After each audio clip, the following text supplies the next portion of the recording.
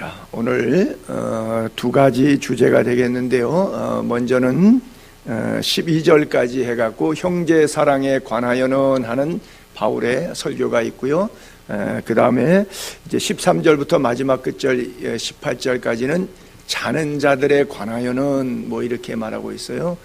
about 뭐에 관해서 얘기한다 이렇게 하면서 그래서 제가 두 토막으로 오전 시간에는 형제 사랑에 관하여, 오후 시간에는 자는 자들에 관하여. 근데 제가 두 개의 비중을 놓고 보면 오전에 사람이 더 많기 때문에 이걸 좀 순서를 바꿨으면 좋겠다. 자는 자들에 관하여, 죽은 자들에 관하여 부활과 영생과 천국과 지옥에 성경에 말씀하고 있는 내용들을 먼저 앞에 했으면 좋겠다고 하는 욕심이 좀 있었는데, 내 마음속에 들리는 음성은 그냥 강해 설교니까 순서대로 나가라. 뭐 상황 따라 물결 따라 흐르지 말고 그냥 시간 구애받지 말고, 오후에는 좀 인원이 작더라도 그냥 그대로 강해를 해라, 뭐 그런 마음속에 생각이 있어서 그냥 오전 시간에 먼저 형제 사랑에 관하여 말씀드리도록 하겠습니다. 그래요. 우리 지금 데살로니가 전서 강의하고 있는데 5장 가운데 앞쪽에 3장까지는 무엇을 믿어야 할 것인가, 즉 교리적 신학적 설교의 메시지가 담겨져 있고요. 이제 4장부터 5장 뒷부분에 가게 되면 어떻게 믿어야 하나, 실천적 그런 메시지를 설교하고 있습니다. 자, 9절과 10절 먼저 띄워볼게요.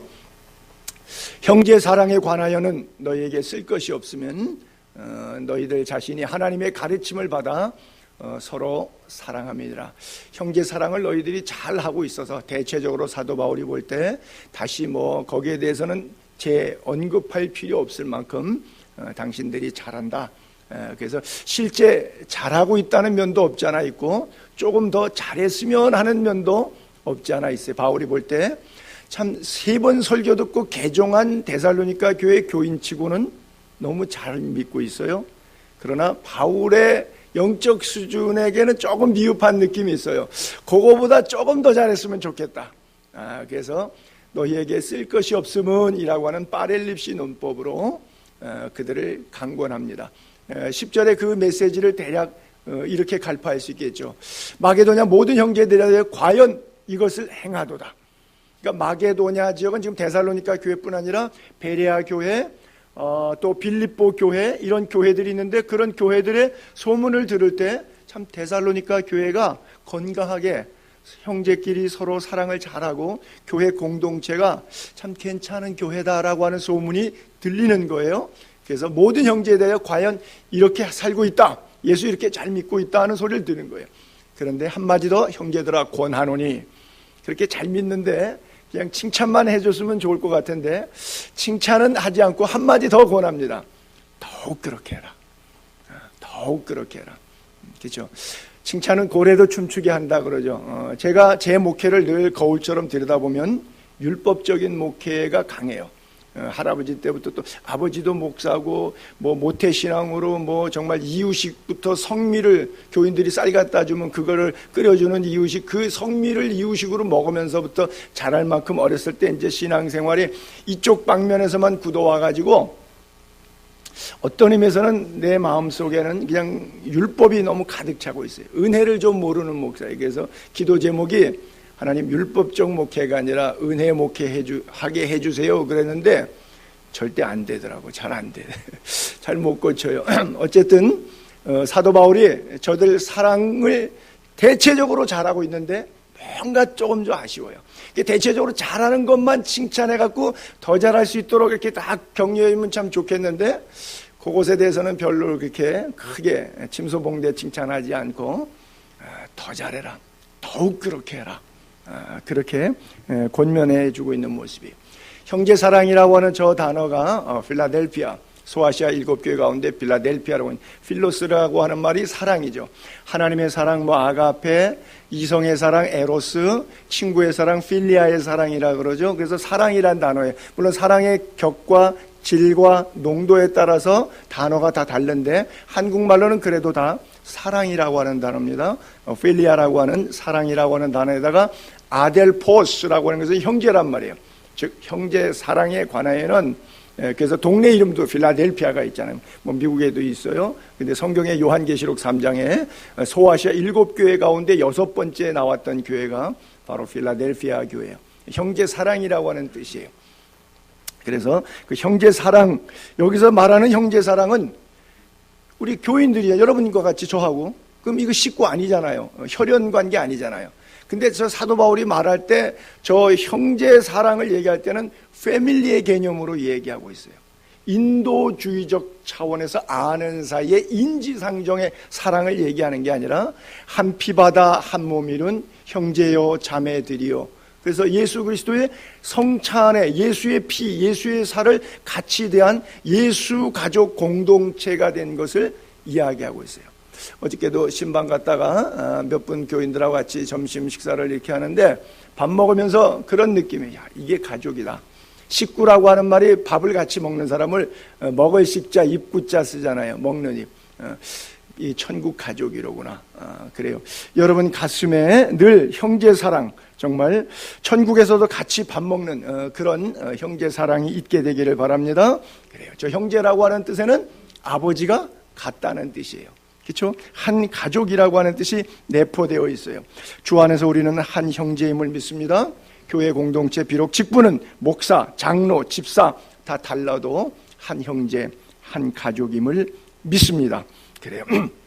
그래서 형제지간에 좀 뭐 집사와 장로끼리 좀 이렇게 또 다툼이 있고 뭐 집사와 집사끼리 좀 다툼이 있고 좀 마음 속상하는 일이 있다고 할지라도 그럼에도 불구하고 주 안에서는 우리는 한 형제예요. 그래서 하나님은 옳고 그름을 따지지 별로 않을 것 같아요. 여러분 우리 어머님도 그 유언장 했었을 때 제가 한번 공개했었지만 너희 육남매들은 옳고 그름을 따지지 말고 화목하게 지내라. 그게 우리 어머니 유언장 써갖고 돌아가시기 전에 자식들에게 남기고 간 거였거든요. 그래서 제가 여러분들에게도 보여줬어요. 근데 그게 부모의 마음이에요. 여러분 그렇잖아요. 여러분 저도 뭐 3남매가 있습니다만은 누가 옳고 그름 따져갖고 둘이 머리 터지게 싸우는 거는 나는 원하지 않아요. 그렇죠? 얼마나 옳겠어요? 얼마나 틀리겠어요? 그냥 아이들끼리 남매지간에 3남매가 그냥 행복하게 잘 살았으면 좋겠어요. 사도 바울이 지금 그 얘기하고 있는 거예요. 교회 안에 형제 사랑이 정말 끝까지 한 가족처럼 잘 갔으면 좋겠다. 그 이야기를 하고 있는 거예요. 우리가 집안 싸움 하다 보면 가끔 그런 얘기 듣죠. 나는 호족을 이 집안에서 나 호족 파가지고 갈 거야. 또는 부모가 화가 나면 자식에게 넌 내 자식도 아니야. 내가 호족에서 내 파버릴 거야. 그게 파진다고 파집니까? 그렇죠? 그래 우리가 천국 하나님 나라 생명체 호족에 있다면 아마 파지지 않을 것 같아요. 우리는 그리스도 안에서 다 형제이고 자매이고 한 가족 공동체임을 믿습니다. 한국 문화에 좀 어색한데 외국에는 brother and sister, 한국에도 그게 회중교회라고 하는 교단이 들어오면 그 교단에는 회중교회 교단 산하의 교회는요 직분이 없어요. 다 이름을 불러요. 그리고 뒤에다가 형제, 자매 이렇게 불러요. 한국에도 그게 들어와 있어요. 회중교회가. 근데 그리스에서는 회중교회도 아닌데 일반 교회에서도 이게 문화적으로 그래요. 제가 한인교회 할 때 거기 빌렸었던 교회가 있는데 거기 그 히랍교회 담임 목사님 이름이 블레아티스고 부인이 안나였는데 그 교회 장로님들이 목사님 부를 때 목사님 이렇게 안 불러요. 블레아티스 형제 이렇게 부르고 안나 자매 이렇게 부르고 우리한테 뭐 얘기할 때도 그 목사님이 얘기하거나 사모님 얘기할 때 안나 자매가 뭐 블레아티스 형제가 뭐 이런 식으로 얘기하는데 맨 처음에 들을 때는 조금 어색하더라고요. 목회자에 대한 존중감이 없나? 동양적 사고방식, 한국적 멘탈리티로. 근데 자꾸 들으니까 맞아요. 권위도 없어지고 그러다 보니까 사랑이 교감이 되는 거예요. 그래서 80이 된 노 권사님 같은 분도 자매님 이러는 거예요. 우리가 자매님 그러면 꼭 예쁜 처녀만 생각나는데 머리가 허연 팔순 대신 권사님 분도 자매님, 형제님 참 좋은 것 같아요. 뭐 한국의 문화가 안개이기 때문에 어느 날 갑자기 우리 교회가 오늘부터 바꿔서 그렇게 합시다. 뭐 그러면 여러분들이 저한테 영삼 형제 뭐 이렇게 부르면 조금 제가 이렇게 그렇죠? 그러나 우리가 어쨌든 천국에서는 한 형제 자매임을 믿습니다. 그래, 초대교회는 같은 믿음 안에서 재림신앙 안에서 사랑이 뜨겁게 하나였죠. 사도행전 4장 32절에 한번 볼게요. 초대교회 모습 가운데 한 단편이죠. 믿는 무리는 여러 사람이죠. 그렇죠? 성도가 3,000명 이상 있었으니까요. 사도행전 2장에 벌써 4장에 가게 되면 5,000명이 있고요.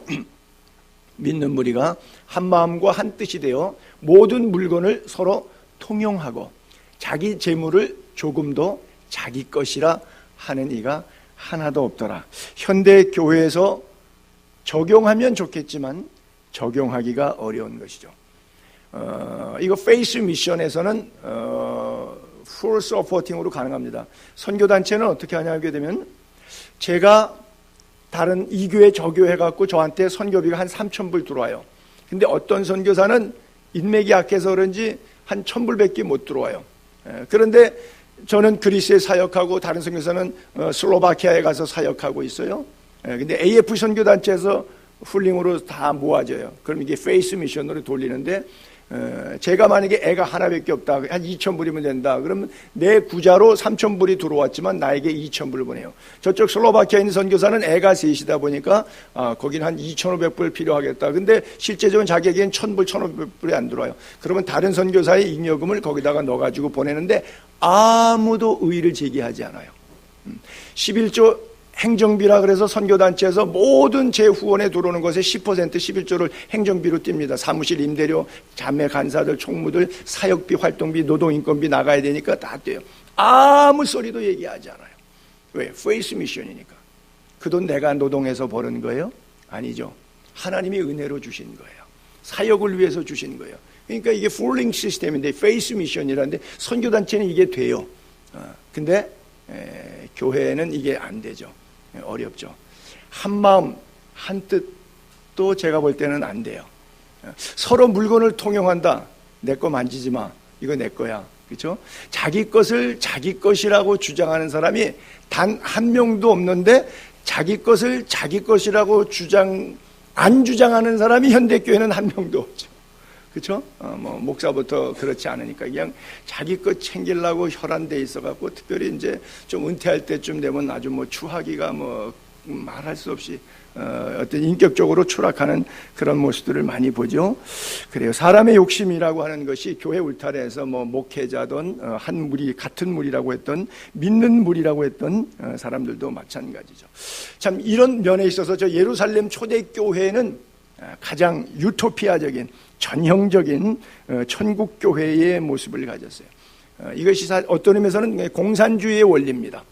우리가 나쁜 개념 속에서 북한 심각하게 공산주의 그러면 얼른 북한이 떠오르니까 사실 나쁜데 이것은 공동으로 생산해서 공동으로 분배하는 칼 막스가 만든 이론인데 그것을 이론을 실제로 적용한다 그러면 공산주의가 최고 맞는 거예요.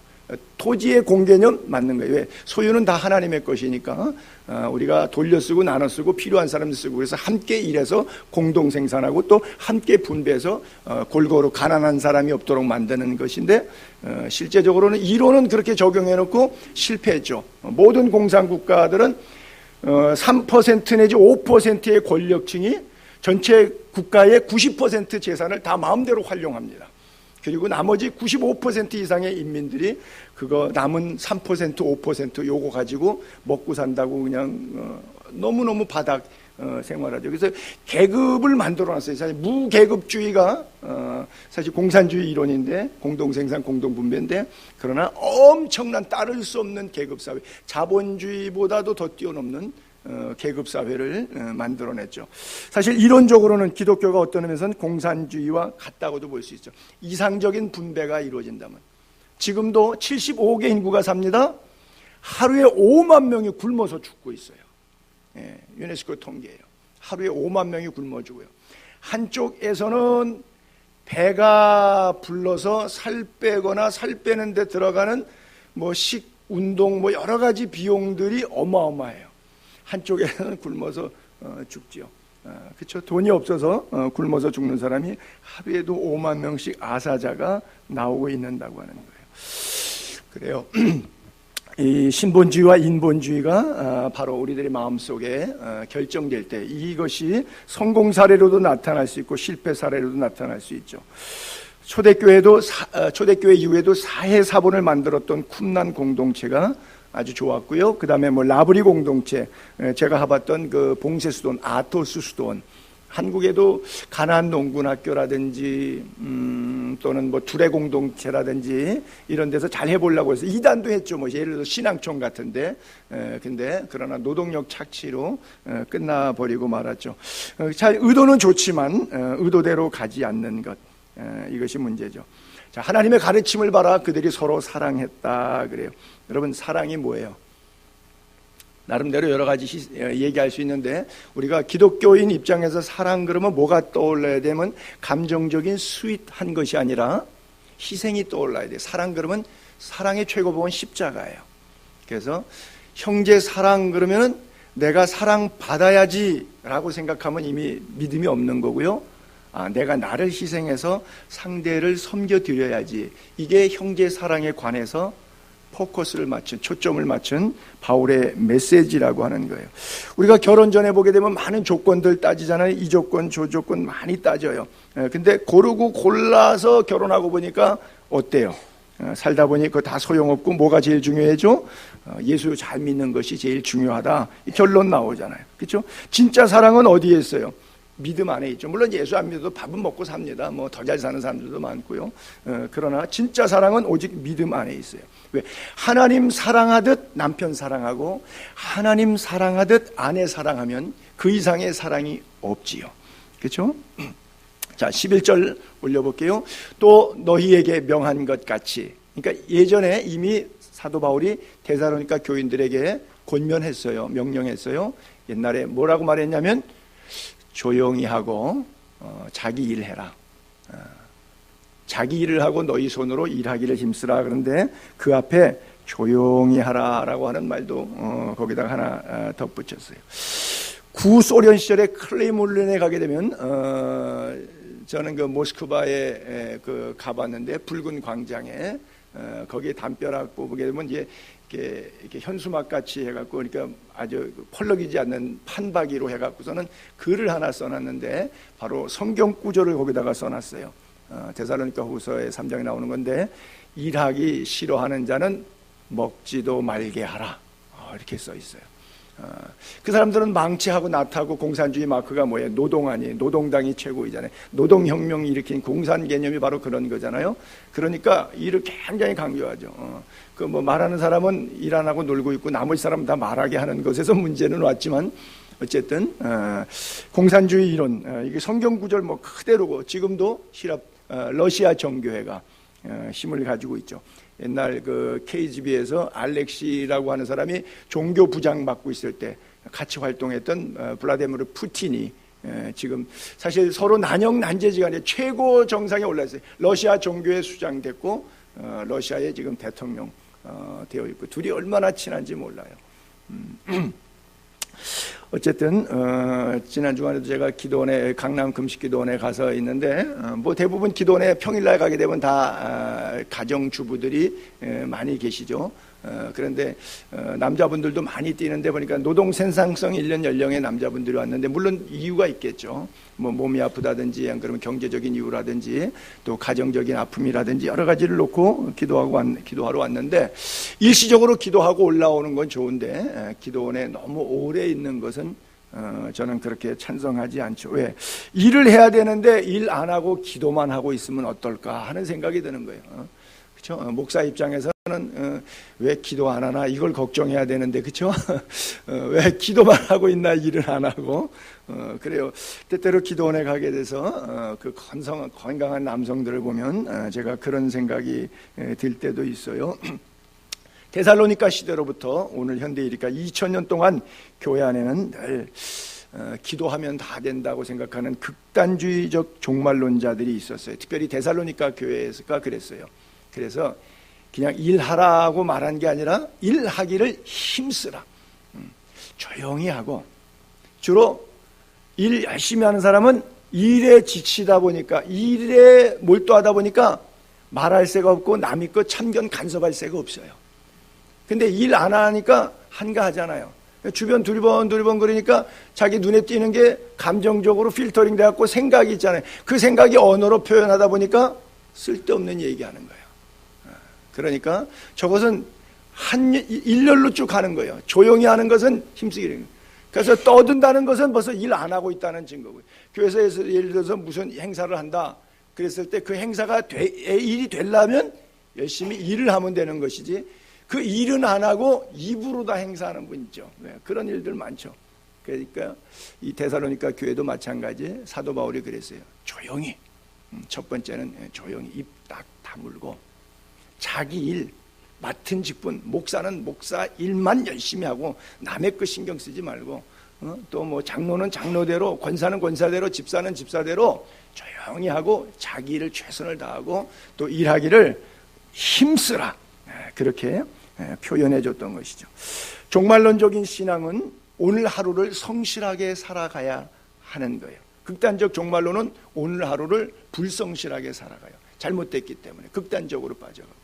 그러나 실제 바른 종말론적인, 오늘 우리가 다 종말론적인 신앙으로 살아야 돼요. 그러면 자, 이제 오늘 밤 예수님 만나거나 오늘 밤이 끝이고 내일 아침에 예수님 만나요 우리가.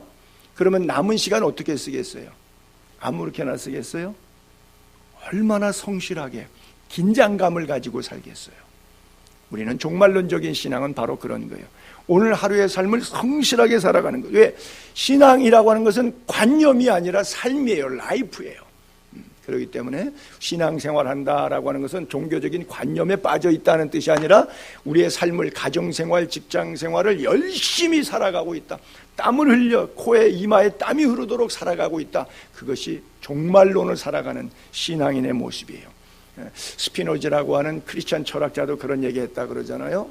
나는 내일 지구의 멸망이 온다 할지라도 오늘 한 그루의 사과나무를 심겠다고. 그 사과나무 내일 종말 오면 뭐 누가 언제 따먹겠다고. 자기는커녕 자기 자식들도 못 먹을 텐데 그 사과나무 심어서 뭐 하겠어요. 그런 바보 같은 소리가 어디 있어요. 요즘같이 이기적이고 머리가 좋은 현세에서 카운트해 주사날 튕겨보면 말도 안 되는 얘기죠. 내일 지구가 멸망 온다는 걸 분명히 안다면 사과나무 심지 말아야죠.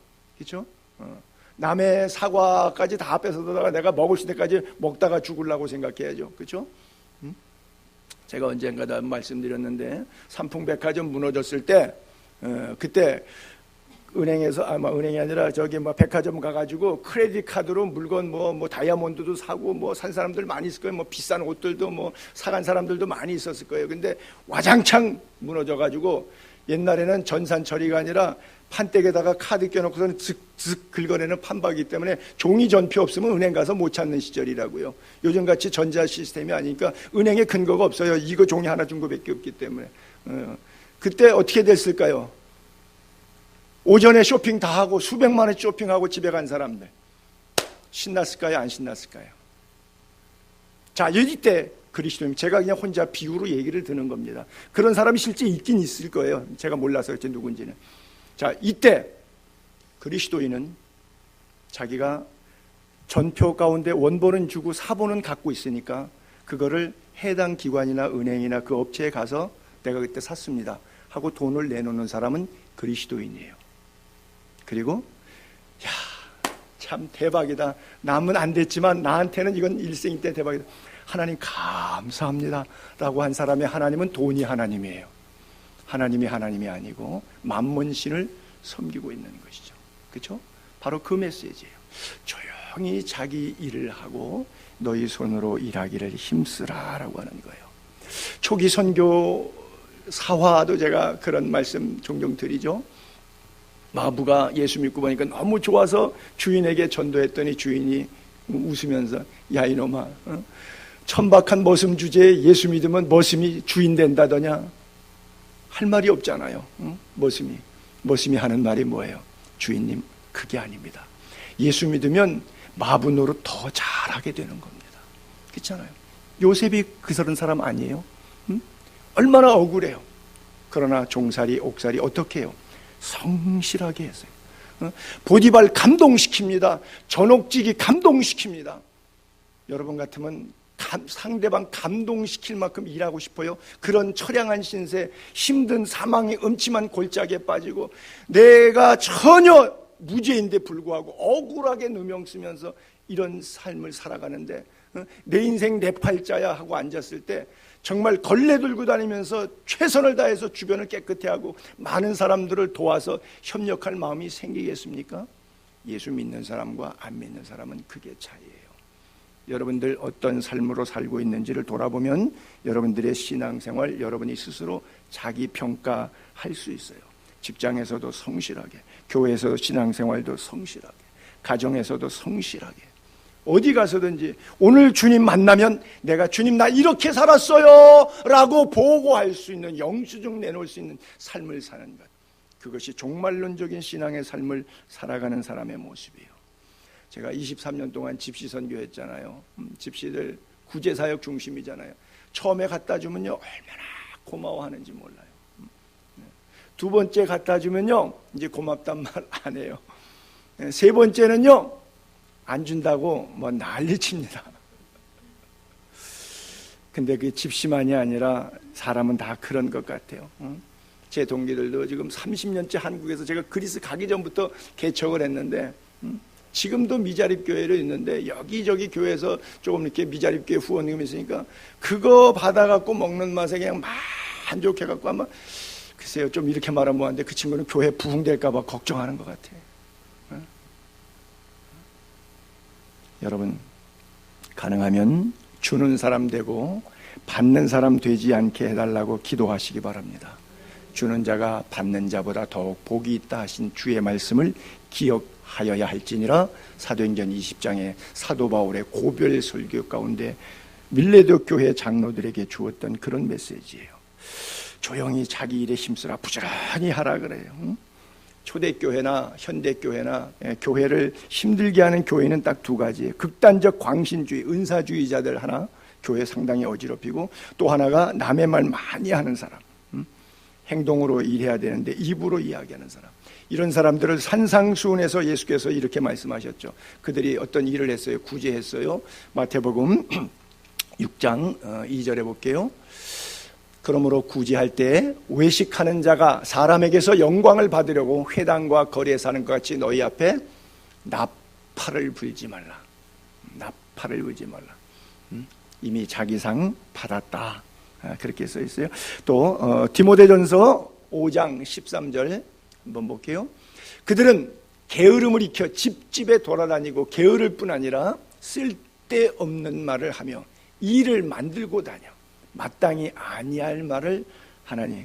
그래서 일에 도움이 되는 게 아니라 일을 만들고 다니고 그거 수습한다고 담임 목사님 정신없게 만들어 쓸데없는 말, 마땅히 아니할 말들에 할 말하고 덕담이 되는 말을 하는데 그렇지 않은 말을 한단 말이에요. 근데 또 게으르기는 한량없이 게으르단 말이에요. 그래요. 남이 험담할 만큼 한가한 사람 되지 않기를 바랍니다. 성경이 말하는 가난의 여러 가지 이유들이 있는데 대체적으로 보면 성경이 말하는 가난한 이유 첫 번째가 게으른 것이고요. 두 번째가 조급해요. 그러니까 성급하게 판단해버린 거예요. 그 다음에 세 번째는 과소비, 무절제하게 막 살아가는 것이죠. 왜 백화점 가면 또 가게 가서 물건 보면은 이렇게 갑자기 손에 중풍 현상이 오는 분들 있잖아요. 그리고 집에 와서는 괜히 샀다 그래서 이거 다시 또 반품한다고 또 찾아가고 뭐 이런 분들이 있잖아요. 습관적으로 서로 부부지간에 옆 사람 쳐다보지 말고요.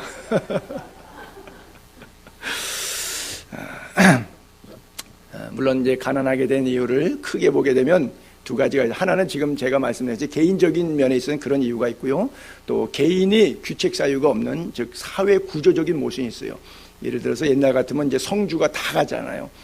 그러니까 어떤 탐욕, 욕심으로 인해서 어떤 불의로 인해서 재물을 쌓아갖고 가난한 사람을 학대하는.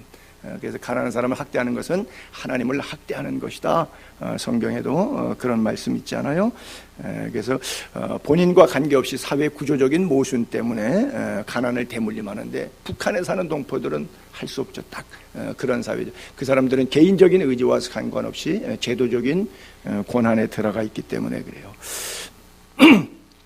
그리고 자기 일을 하라 그랬는데 특별히 자 우리 데살로니가 후서에서 보겠지만 3장 10절, 11절, 12절 볼게요. 오늘 본문과 연결되기 때문에 굉장히 중요한 메시지예요. 우리가 너희와 함께 있을 때에도 너희에게 명하기를. 사도 바울이 계속 이 얘기를 많이 했어요. 아까 전서에도 얘기했는데 후서에도 또 얘기하잖아요. 내가 너한테 지난번에 얘기했잖아, 그 말이에요. 너희와 함께 있을 때도 너희에게 명하기를 누구든지 일하기 싫어하거든 먹지도 말게 하라 하였더니. 이게 크레모닌 궁전 벽에 붙어 있었어요. 구소련 시절에 있었는데 지금은 없었더라고요. 우리가 들은즉 너희 가운데 게으르게 행하여 도무지 일하지 아니하고 일을 만들기만 하는 자들이 있다 하니, 이런 자들, 게으르고 일 만들고 한담하고 다니고 이런 자들 우리가 다시 명령한다. 그 사람들에게 설교하는 거예요. 주 예수 그리스도 안에서 권하기를 조용히 일하여 자기 양식을 먹으라 그랬어요. 그래요. 탈무드에 이런 글이 있어요. 자녀에게 노동을 가르치지 않았다면 도둑질을 가르친 것이다. 그렇잖아요. 여러분, 내가 일 안 했는데 내 입에 떡이 들어가요? 그러면 이유는 두 가지라 그랬죠. 남의 수고를 내가 취한 것이나, 안 그러면 남의 것을 도둑질한 것이나. 내가 일했으니까 소득이 있어서 내 손에 수고한 대로 먹을 것이니라, 그건 지당한 거예요. 그렇게 하라는 거예요, 그리스도인은 성실하게. 그리고 거기에 더 붙여서 굳이 할 것이 있을 만큼 더 성실하게 일하라. 이게 그리스도인의 모습이에요. 자기는 일 안 하고 남의 것 먹거나 남의 것 도둑질하는 것. 여러분, 에베소서 4장 28절에 보게 되면 이런 말씀을 하셨죠. 도둑질하는 자는 다시 도둑질하지 말고 돌이켜 회개하고 빈궁한 사람에게 구제할 정도로 돈을 모아라. 구제비 헌금할 정도로 되라. 자기 손으로 수고해서 선한 일을 하라. 일 안 하고 남의 것까지 먹으려고 하지 말고 일해갖고 남까지 도와주라고. 형제 사랑에 관하여 얘기할 때 성경에 형제 사랑을 하는데 왜 나 안 사랑해줘? 라고 사랑을 요구하는 자가 되지 말고 열심히 일하고 노력해서 땀 흘려서 내 피땀을 남을 섬기는 일에, 사랑하는 일에 쓰라고 형제 사랑에 관하여 가르쳐주고 있는 거예요. 제가 한자 세 글자 한번 올려볼게요. 아니 불자, 땀 한자, 무리당자. 땀 흘리지 아니하는 무리들. 불안당이라 그러죠. 여러분, 그런 단어 들어보셨어요? 이 불안당 같은 놈아, 뭐 불안당 같은 녀석. 땀 흘리지 아니하는 무리들을 불안당이라고 그래요. 저도 땀 좀 흘려야 되겠습니다. 불안당 소리 안 들으려면. 근데 요즘에 가을철 돼서 땀이 잘 안 나네요. 여러분, 앉아만 있어도 땀이 나는데.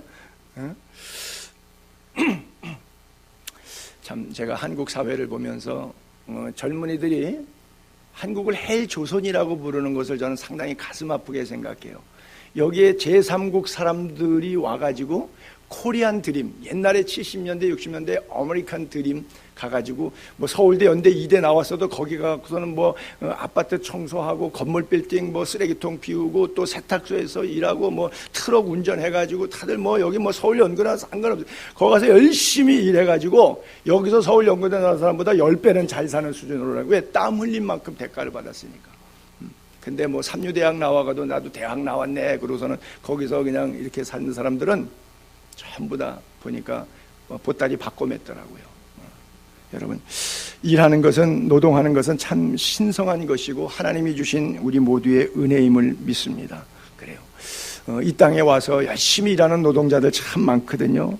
코리안 드림 꿈꾸면서 한국을 천국으로 생각하고 한국에 비자 받으려고 얼마나 돈까지 들여서 이렇게 해서 와가지고 한 달에 얼마 받냐. 한 100만 원 받으면 보통 2, 30만 원 월급도 안 되는 나라에 선 사람들은 뭐 100만 원 받으면 영광으로 하는데, 한국 사람들은 100만 원 준다 그러면 아무데 차라리 집에서 놀지 그걸 일이라고 하냐고 그러고 일을 안 하거든요.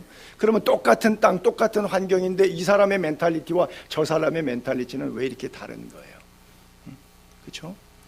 오늘 우리가 젊은 세대가 참 고쳐야 될 게 너무 많은 것 같아요. 저도 여기 이산 가족이고 북한의 본적이니까 또 친인척들은 또 저기 연길에서 훈춘에서 뭐 용정 화령 쪽에서 많이들 살고 있으니까 우리 그 사촌 누님의 아이들이 한국에 나와서 일들 하고 있어요. 나한테는 오촌이죠. 나하고는 그 멀진 않죠. 뭐 사촌 누나의 자녀들이니까 제가 놀랐어요. 얼마 전에 외삼촌 한번 식사 대접할 테니까 오세요. 그래서 자기가 식당을 냈대요. 가봤더니 세상에 그 시청 앞에 그 프라자 호텔 뒤에 보니까 아주 좋은 고급 차이니스 레스토랑을 인수해가지고 그 친구들이 온 지가 한 10수년 된 것 같은데 거기다가 레스토랑을 내놨어요.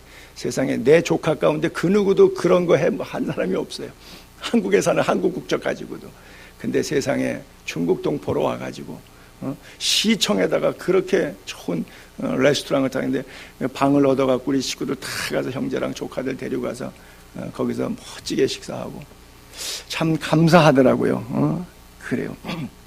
이게 바로 노동의 자세가 아닌가 생각해요. 초대교회 성도들의 유무상통을 악용했던 사람들과 그 유무상통에서 내놨던 사람들이 있었겠죠. 그래요. 여러분들은 어떤 사람이라고 생각하십니까? 사랑의 의무가 있고 노동의 의무가 있는데 사랑의 의무만 요구하지 말고 노동의 의무도 여러분들 가슴에 담게 되기를 바랍니다.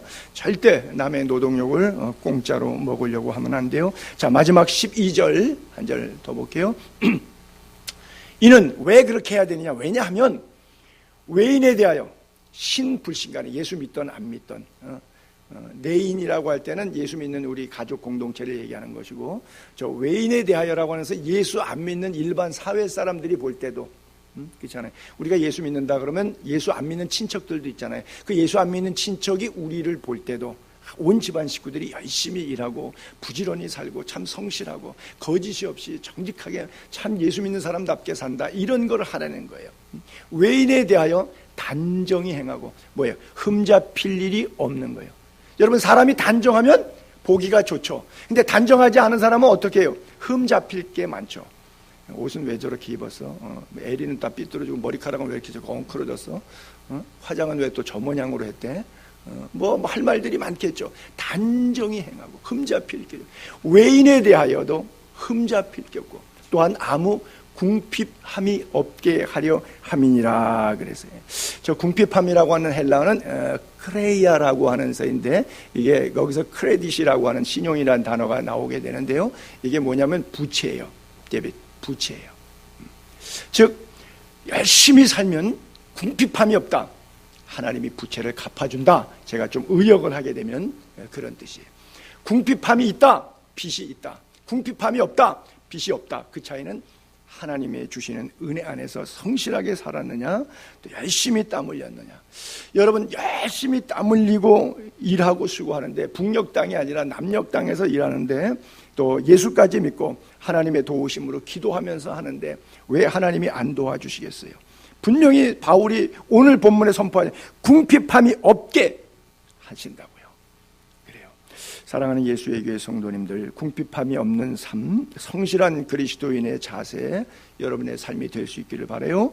초대교회 성도들은 사도행전 2장 47절에 보면 그런 구절이 있었는데 온 백성에게 칭송을 받으니 주께서 구원받는 사람을 날마다 더하게 하시니라. 지난주에 성경 암송 구절 사도행전 2장의 마지막 절이었죠. 47절 온 백성에게 칭송을 받으니 우리끼리 가족 공동체 예수 믿는 사람 사이에서 참 저 목사님 훌륭한 저 장로님 훌륭한 이렇게 우리끼리만 아니라 우리 동네 아파트 단지 우리 주변 사람들 예수 안 믿는 친척들이 볼 때도 온 백성에게 칭송을 받으니 왜요? 초대교회 성도들에게 아름다운 신앙의 모습이죠. 자기 것을 자기 것이라고 하지 않고 열심히 일하고 수고해서 남을 섬겼던 아름다운 모습들 때문에 구원받은 사람 날마다 더하게 너희들의 착한 행실을 통해서 많은 사람들 구원받게 하라. 하늘의 빛처럼 궁창의 빛처럼 빛나게 하나님이 만들어 주신다고 하는 것이죠. 여러분 이기적으로 살지 않고 이타적으로 살게 되기를 바랍니다. 어떤 때는 제가 우리 딸이 그 자취할 때 대학 시절에 이렇게 한국에 잠깐 나와서 보면은 밥그릇이 하나 있어요. 근데 뭐냐 배달시켜 먹은 거래. 그래서 제가 아주 호통을 쳤습니다. 세상에 한국은 문방만 나가면 저기 식당이 얼마나 많은데 혼밥족들이 많으니까 세상에 그 짜장면 한 그릇을 배달시켜 먹어요. 그렇게 게을러 갖고 뭐에 써먹겠어요. 예수 믿는 사람이 어떻게 그렇게 살아요? 뭐 한 그릇 시켜다가 배달해 먹는, 여러분은 그러지 마세요. 내가 아주 우리 딸 때문에 아주 경악할 뻔했어요. 우리 딸이 안 왔으니까 내가 이 얘기할 수 있지. 이게 인간이 아니라고. 이게 인간이 아니에요. 그리스도인이 아닌 게 아니라 여러분 그렇게 살면 안 돼요. 기독교인은 절대 그렇게 살면 안 돼요. 오늘 생의 마지막 날이라면 여러분 뭐 하시겠어요? 결국 하던 일 계속 하셔야 되는 건데 그 하던 일이 지금 어떤 일을 하고 계신 거예요? 낮잠이나 오락이나 쾌락이나 방탕하던 일을 하고 계시다가 주님 만나실 겁니까? 안 그러면 조용히 열심히 일하면서 애써 일하면서 주님 만나시겠습니까? 부지런히 일하고 열심히 일하면 하나님께서 궁핍하지 않게 분명히 채워주신다고 약속하고 있어요. 형제 사랑에 관한 성령의 음성을 듣고 하루하루 주어진 삶을 성실히 일하고 또 열심히 살아갈 때 하나님의 큰 은혜가 저와 여러분 모두에게 부어지게 될 것입니다. 기도하겠습니다.